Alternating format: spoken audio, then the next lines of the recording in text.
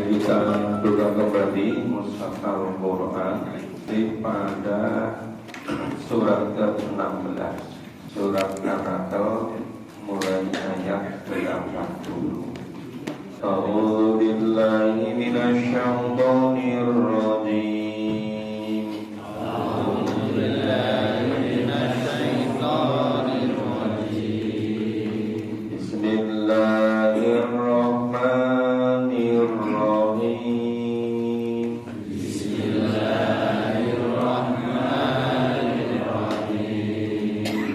Wallahu ja'ala lakum min buyutikum sakana. Wallahu ja'ala lakum min buyutikum sakana. Wa ja'ala lakum min juludil an'ami buyutan.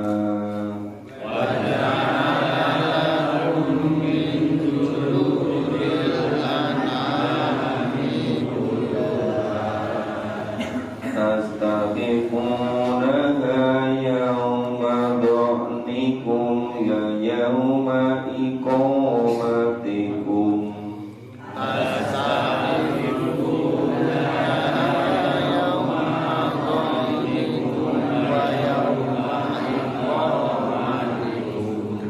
Wa min aswabiha wa awbariha wa as'ariha.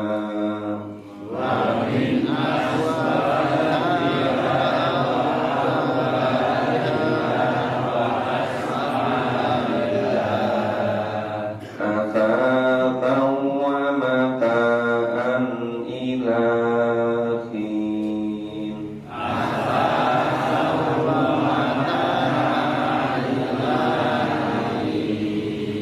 Wallahu ja'ala lakum mimma khalaqa dhilala.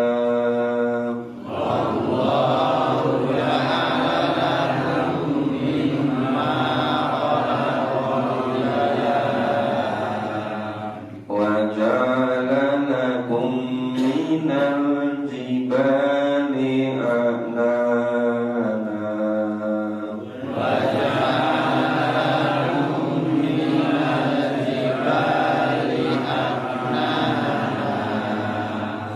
Wa ja'ala lakum sarabila taqikumul harr.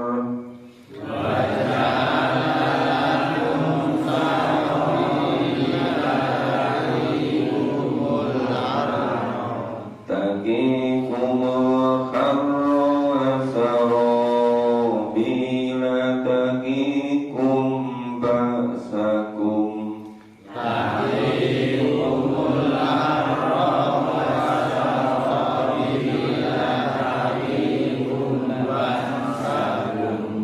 Kadzalika yutimmu ni'matahu 'alaikum la'allakum tuslimun.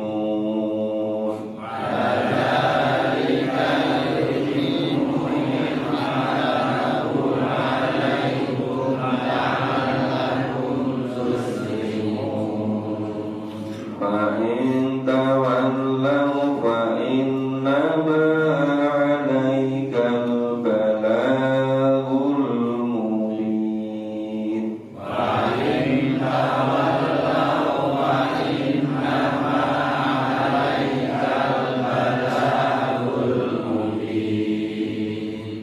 Ya'rifuna ni'matallahi thumma yunkirunaha.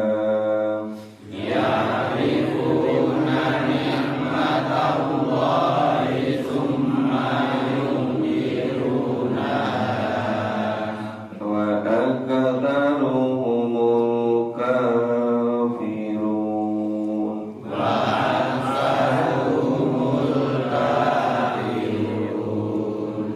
Kita pahami dulu. Wallahu ja'ala lakum min buyutikum sakana.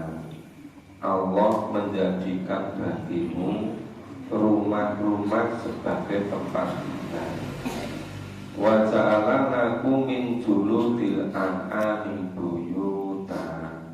Dan Allah menjadikan bagimu rumah-rumah, kemah-kemah dari kulit binatang ternak yang kamu merasa ringan membawanya di waktu kamu berjalan dan di waktu kamu bermukim.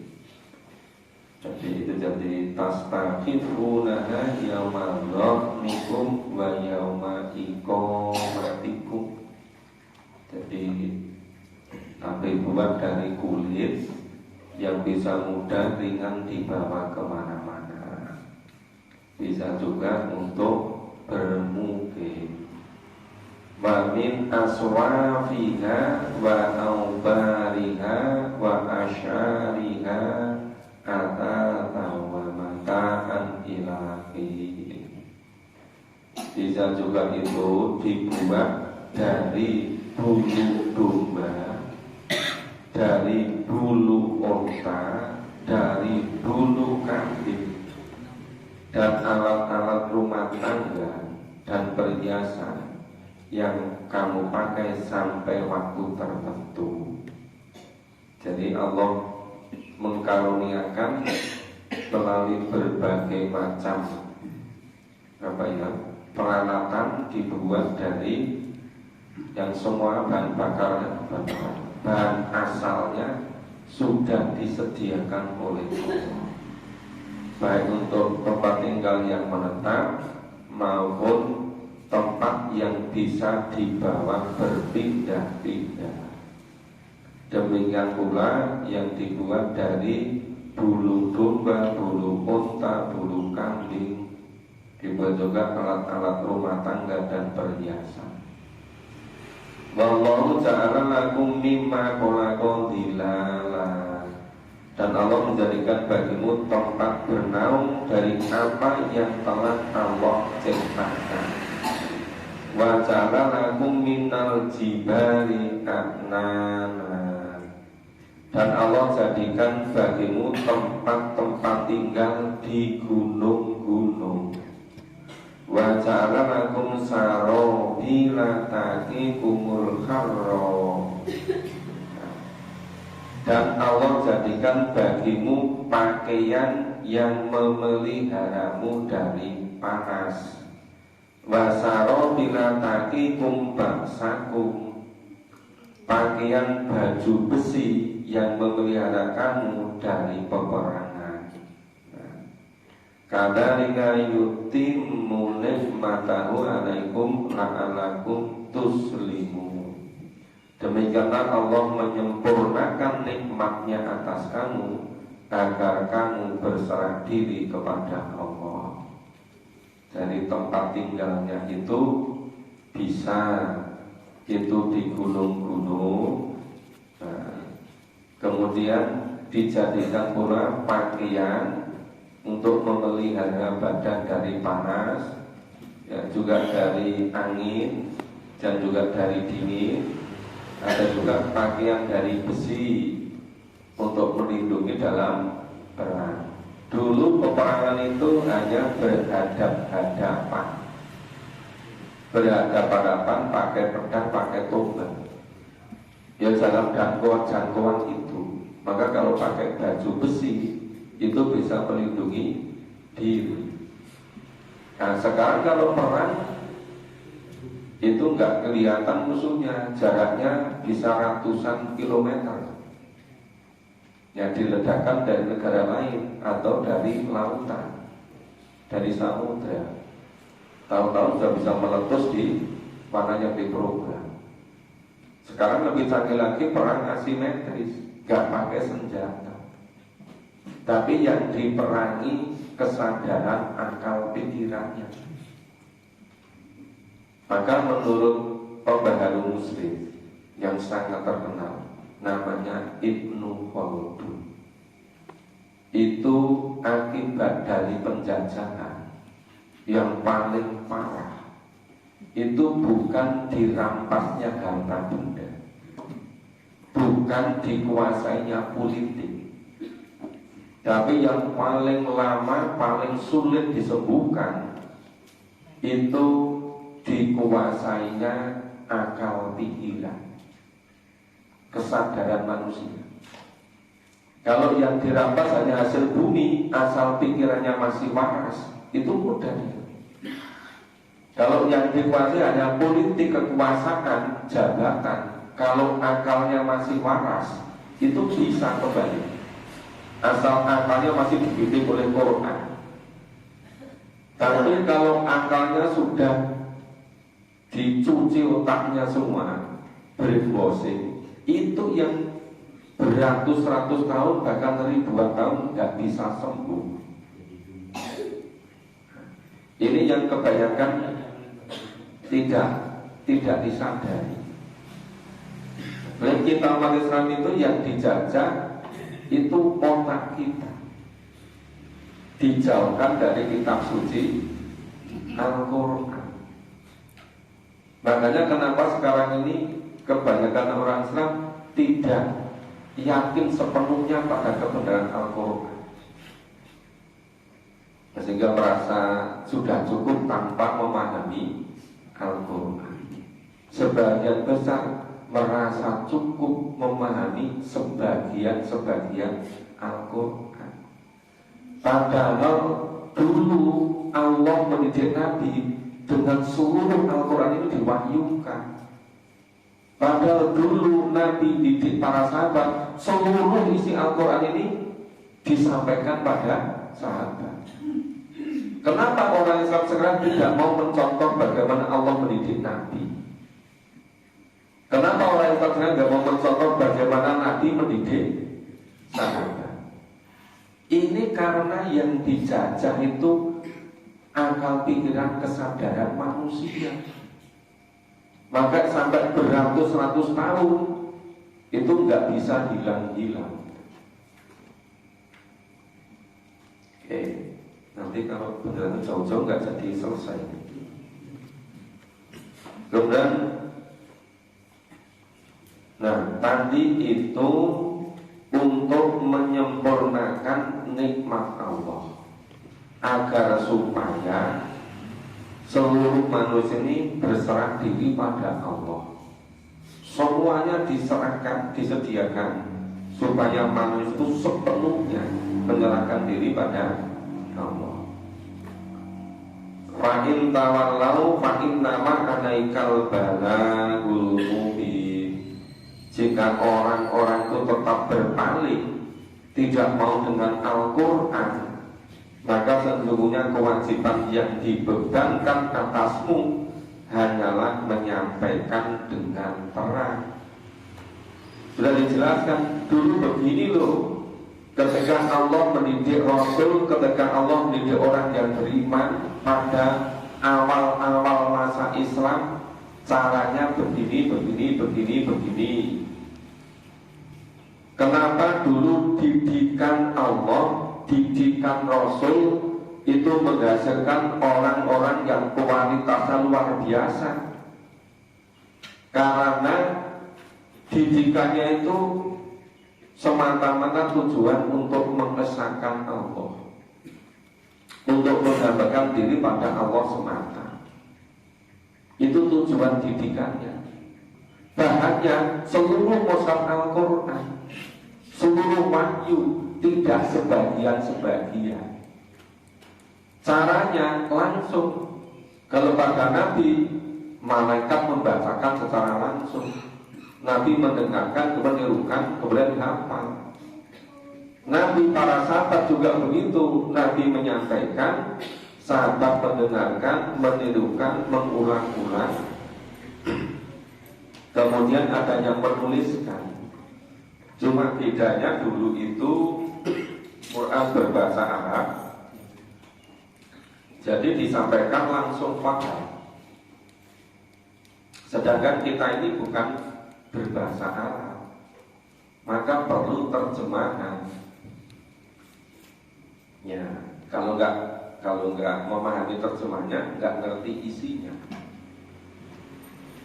Kemudian Ya'rifuna nikmatallahi tsumma yunkirunaha wa aktsaruhumul kafirun. Mereka sebetulnya mengetahui nikmat Allah itu,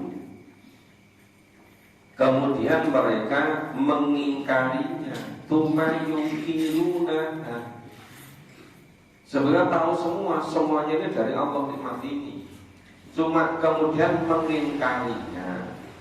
Yang ketiga, wa aktaruhumul kafirun, kemudian kebanyakan manusia mengkufuri. Jadi pertama, mengetahui seluruh nikmat itu dari Allah. Yang kedua, kemudian mengingkari.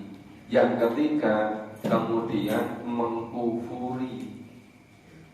Sebetulnya karena berulang-ulang terus saya sampaikan, cara Allah mendidik Nabi para orang awal itu dengan Al-Quran secara keseluruhan. Mungkin sekarang sebagian udah ngerti, tapi tetap aja nggak mau diajak memahami Quran secara keseluruhan. Malah banyak mengatakan, sejak dulu ya begini, ya hanya sebagian-sebagian, kenapa kok sekarang keseluruhan gitu? Itu aliran apa atau sebetulnya itu? Nah, ini sepertinya aliran Quran ini. Kita baca selanjutnya. A'udzu billahi minasyaitonir rajim. A'udzu billahi minasyaitonir rajim. Wa yawma nab'atsu min kulli ummatin syahida.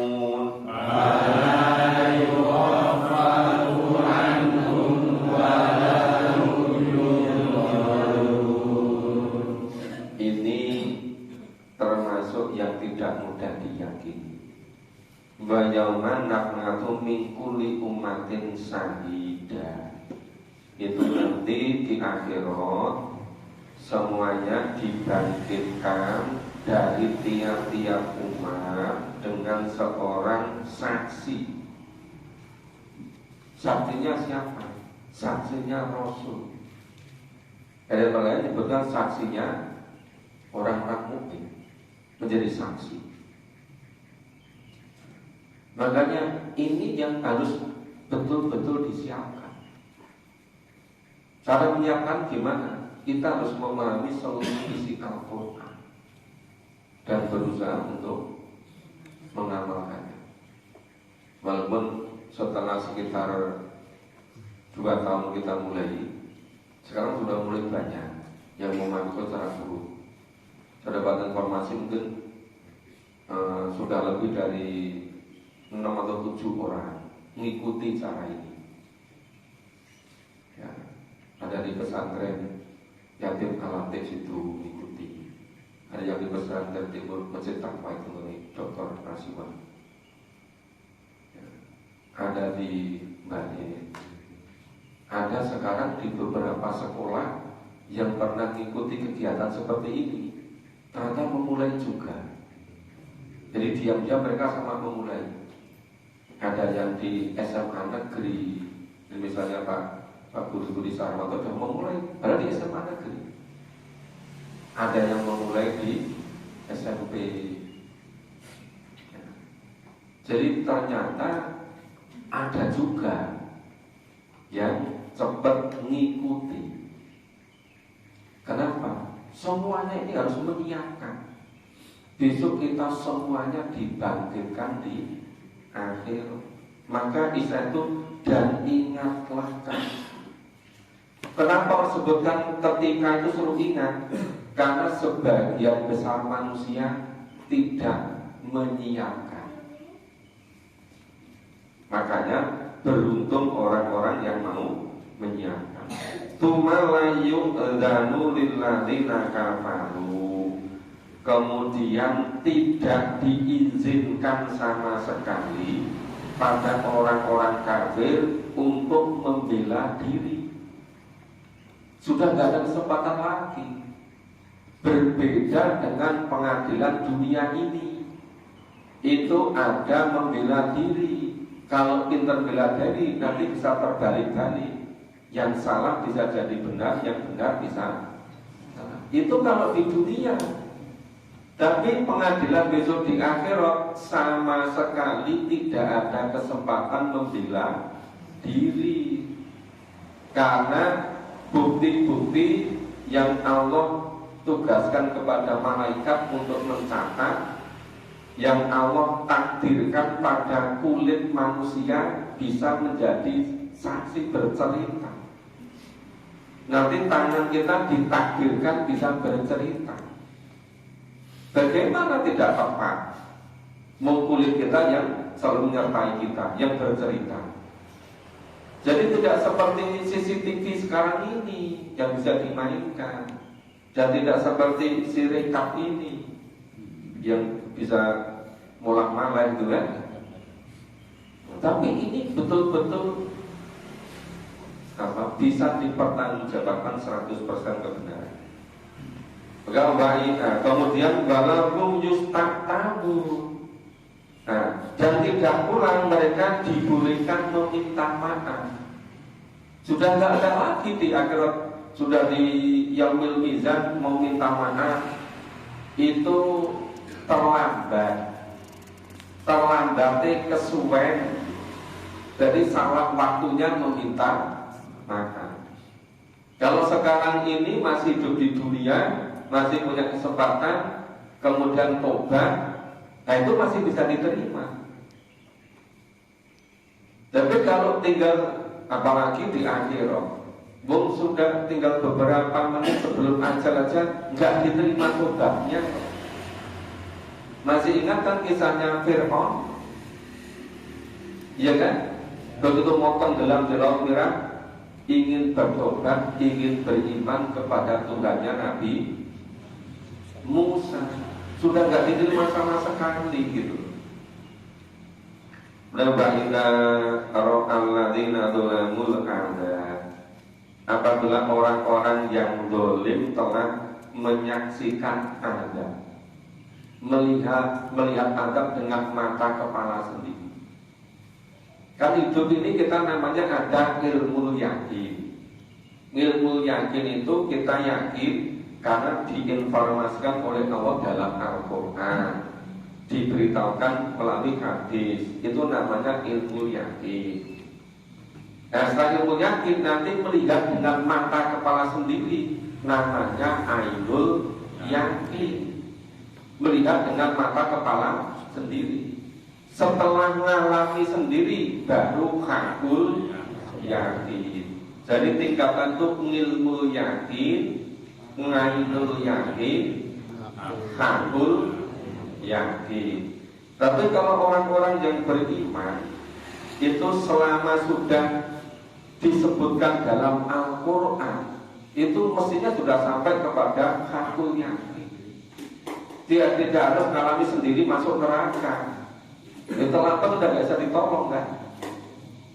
Ya mestinya seperti itu. Fala yukofaru anhum balahum yungdurun. Maka tidaklah diringankan azab bagi mereka, dan tidak pula mereka diberi tangguh. Gak ada keringanan, gak ada dispensasi. Dan di neraka itu tidak ada istilahnya joki. Rami joki kan? Ya. Itu orang yang punya tertentu seharusnya di penjara, tapi bisa pindah di hotel bintang 5 karena ada joki. Nah, besok di neraka nggak ada joki. Kita lanjut. A'udzu billahi minasyaitonir rajim. A'udzu billahi minasyaitonir rajim. Wa idza ra'al ladzina asyraku syuraka'ahum wa idza ra'al ladzina asyraku syuraka'ahum qalu rabbana haula'i syuraka'una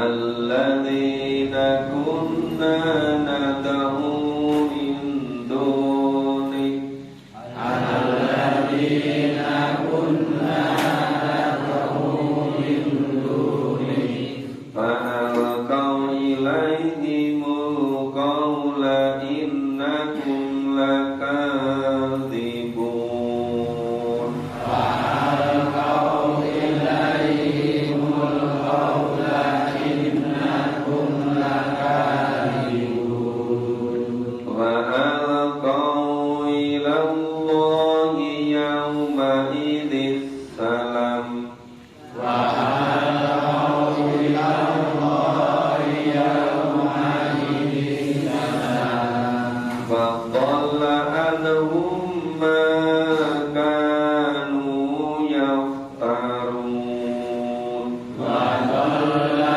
anhum ma kanu yaftarun alladzina kafaru wa saddu an sabilillah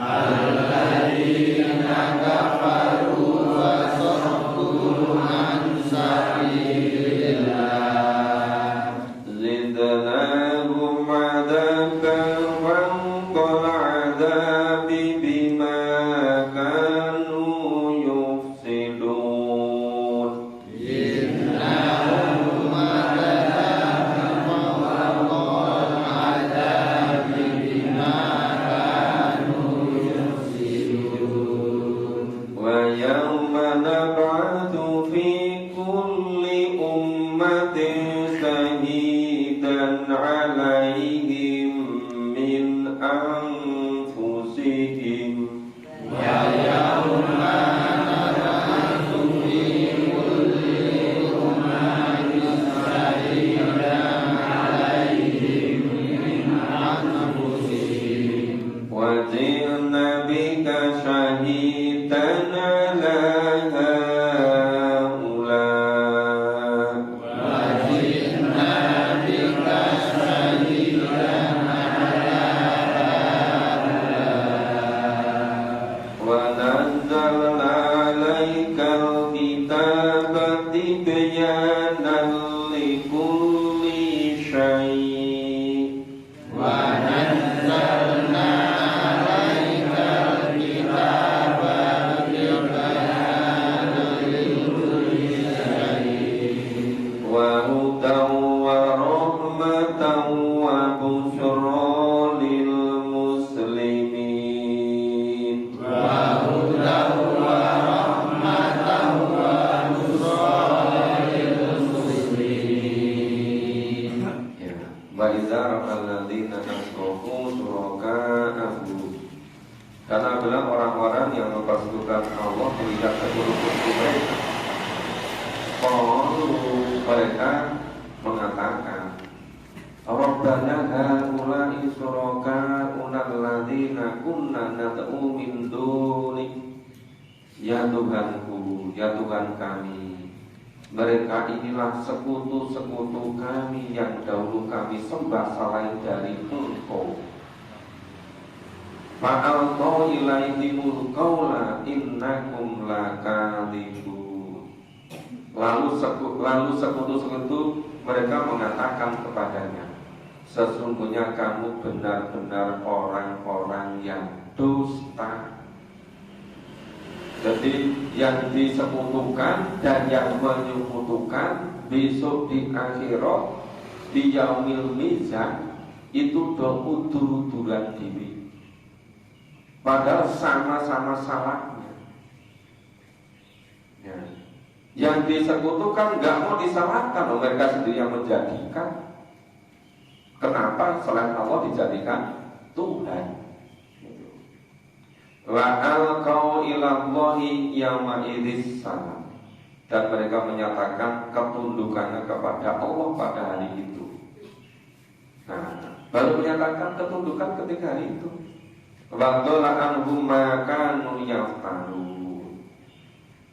Dan hilanglah dari mereka apa yang selalu mereka ada-ada.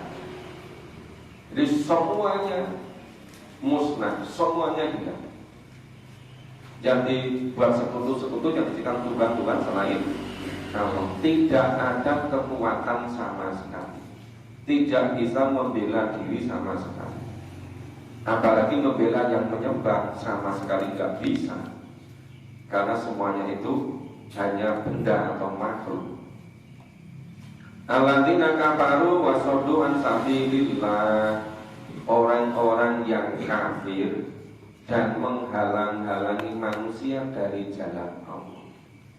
Tampaknya memang kafir itu kalau belum menghalang jalan Allah, itu kafirnya belum kafah, kafirnya belum sempurna. Maka disertai dengan menghalang-halangi dari jalan Allah. Makanya kenapa kok banyak orang yang gak seneng kalau ada orang memahami Quran?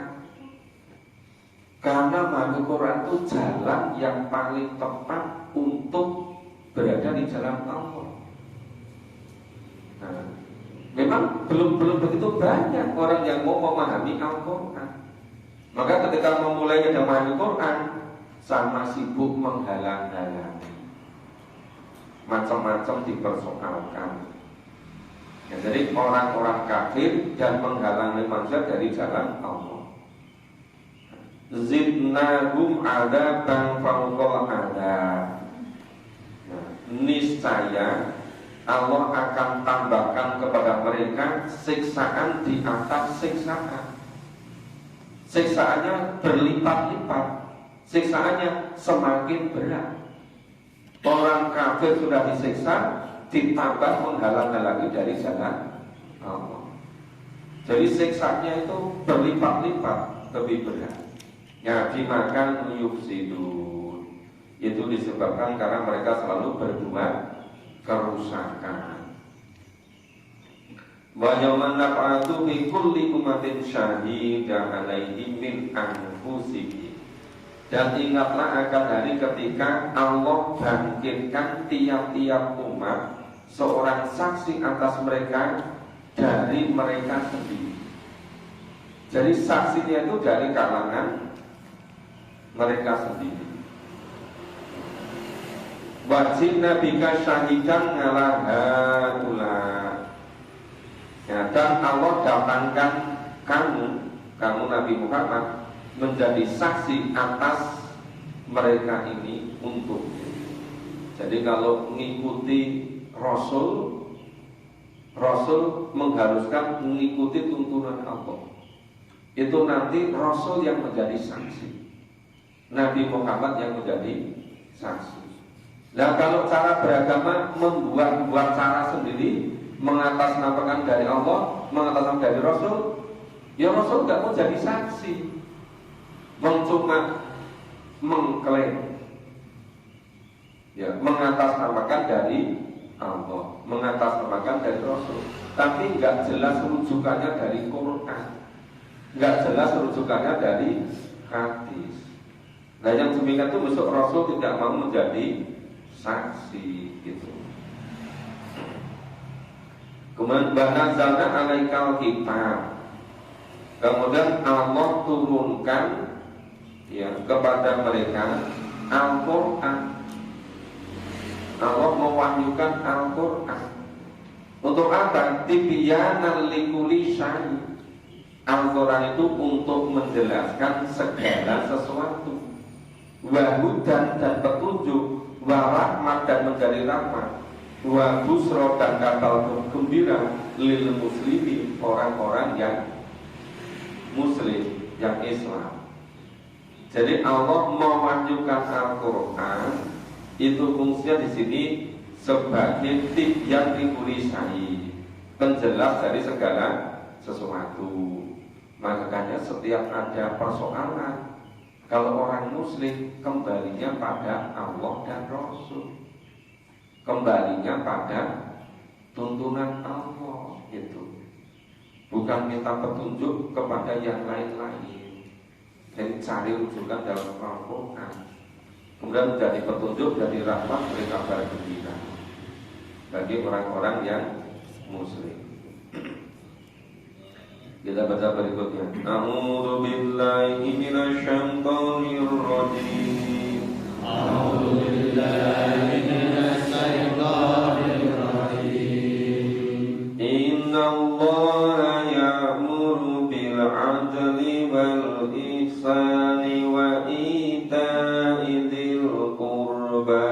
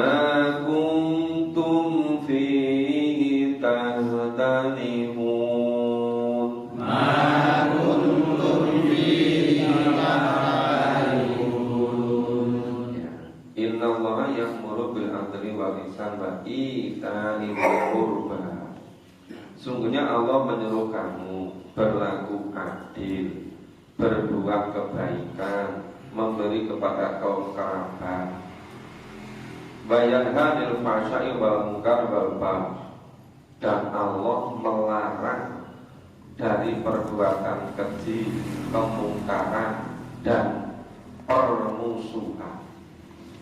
Ini yang seringkali disampaikan pada khutbah-khutbah Jumat, pada pengajian-pengajian.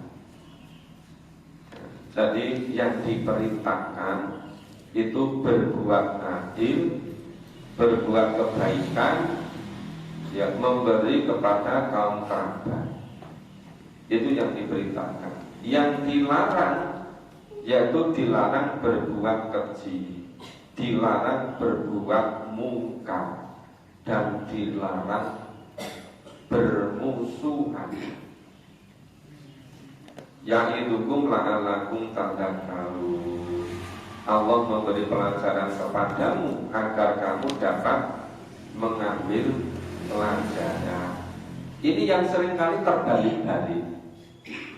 Tadi yang diperintahkan itu berlaku adil, berbuat baik, memberi kepada kerabat. Yang dilarang itu berbuat keji, berbuat kemungkaran, dan permusuhan.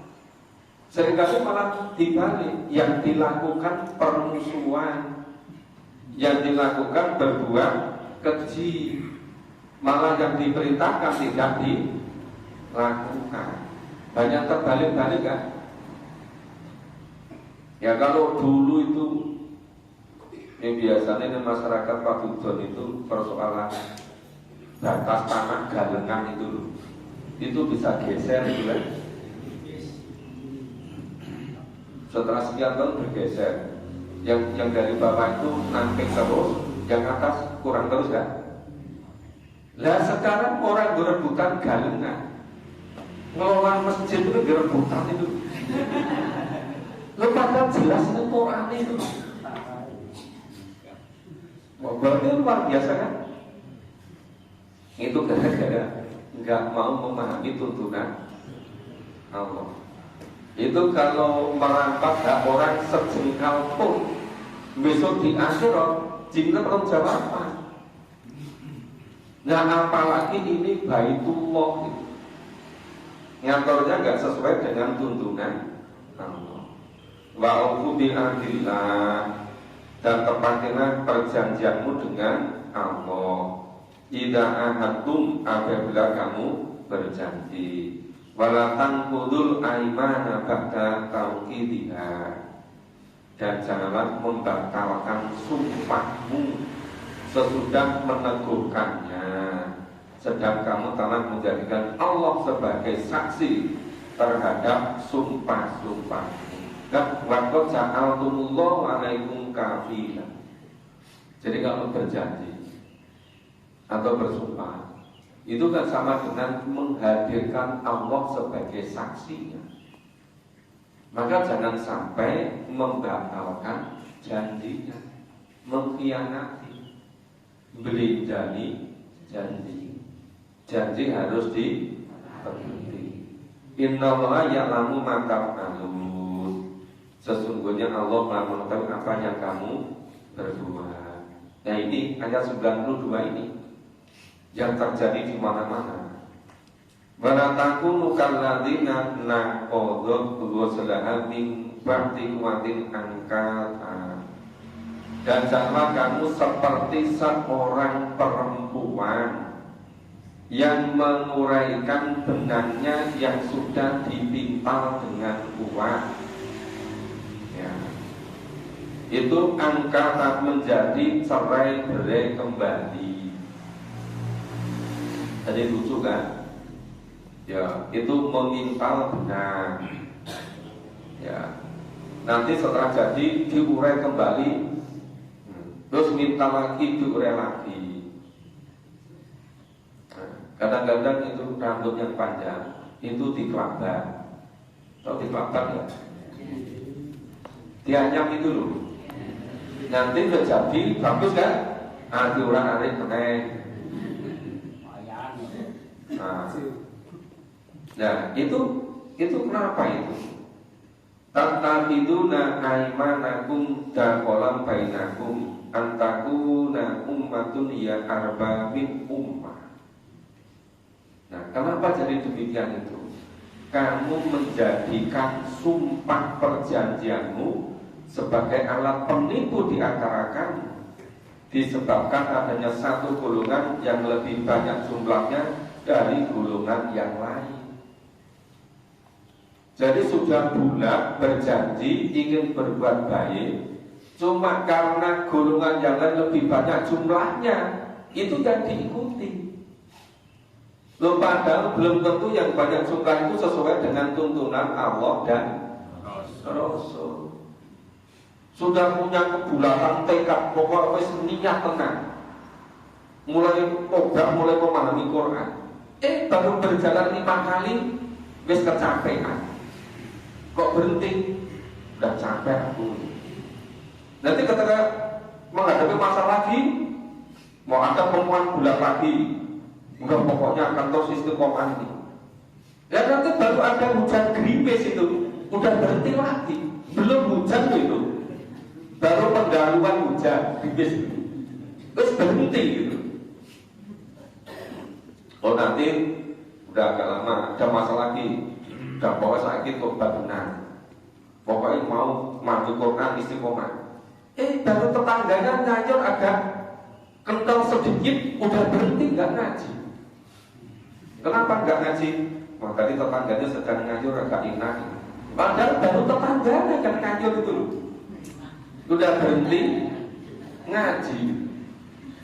Itu orang-orang yang punya kebulatan tekad tapi mudah sekali membatalkan keinginan berbuat baik.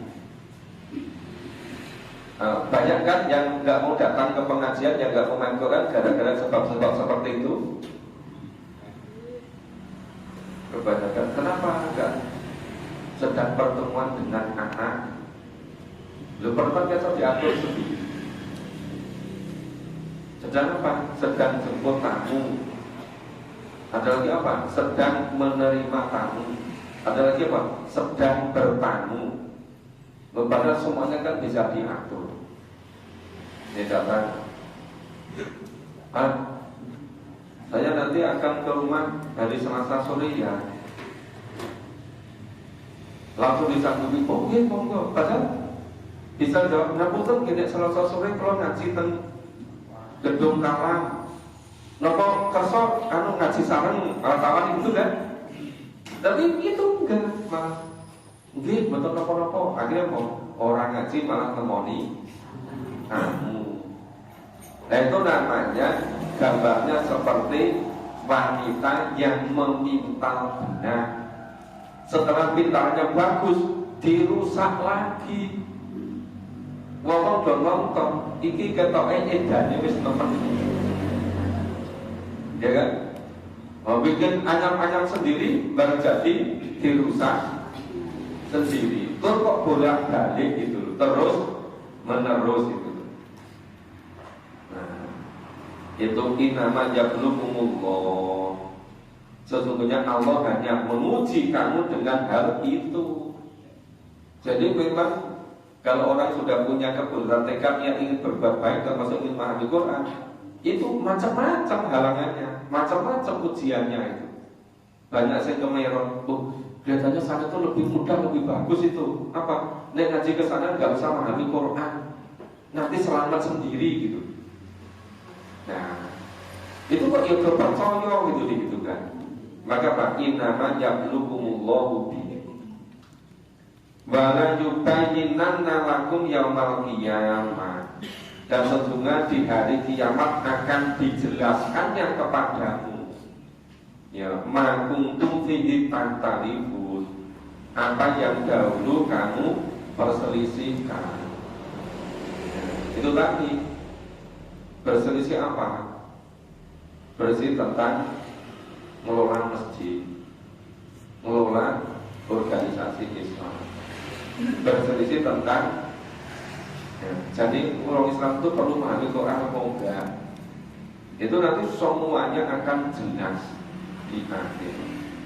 Nah, ternyata sudah suruh ini Bapak. Jadi baru sampai ayat 92. Nah, mudah-mudahan ini hari Kamis, Jumat, Sabtu, tinggal 2 hari. Seorang umrah ini. Nah, kalau ingin rampung cepat pokok dibaca terjemahnya saja. Ya tapi yang nggak paham nanti. Terima kasih Bapak Ibu, kita akhiri bersama dengan baca hamdalah dan taratul masjid. Alhamdulillahirabbil alamin.